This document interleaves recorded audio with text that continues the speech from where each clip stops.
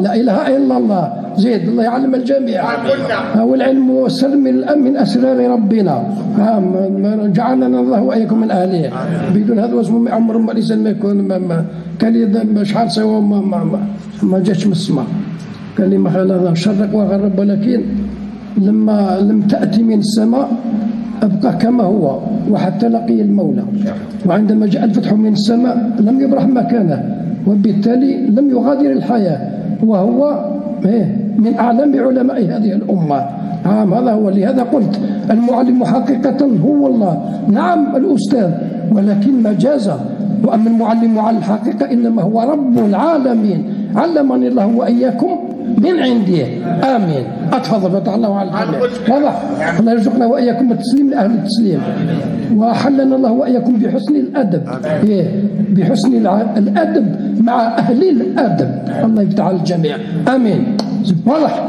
نور على نور. هذه قلنا لا مانع من ذلك لأن بسم الله الرحمن الرحيم. تتواصل جمعية البركة الجزائرية بمشاريعها الخيرية، واليوم ننفذ مشروع سقيا المياه للنازحين المتواجدين في شمال إقطاع غزة. هذه المنطقة كما ترون مكتظة بالسكان والتي لم تأتي إليها المياه الصالحة للشرب. اليوم تم هذا الصهريج لهم، وجاء بتبرع كريم من روح الطاهرة لشيخنا العالم محمد قبورة رحمه الله من ولاية مستغنام.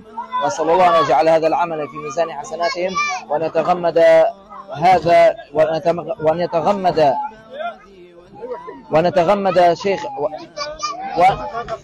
ونتغمد هذا الفقيد بواسع رحمته. وانظر لآيات الجمال، لا يزال الخير حيا لا يزال، إن في الدنيا سلاما وظلال، أخبر الأيام أنها في وصال، قم بنا وانظر لآيات الجمال، قم بنا وانظر لآيات الجمال.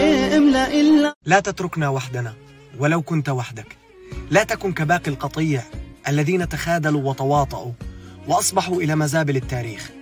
هذه قضية الشرفاء والعظماء، قضية العظام يا بني، ولا يحمل هذا الشرف إلا ذو حظ عظيم. ستنتهي هذه المأساة، كن على يقين، كما لكل بداية نهاية، ولكن الأهم من ذلك هو أن تعرف نفسك وذاتك جيدا في أي اتجاه تسير. أتسير مع الباطل اللعين أم الحق الساطع المنير؟ وهذا والله هو الشرف الثمين. تحياتي للشرفاء وللعظام. سلام عليكم.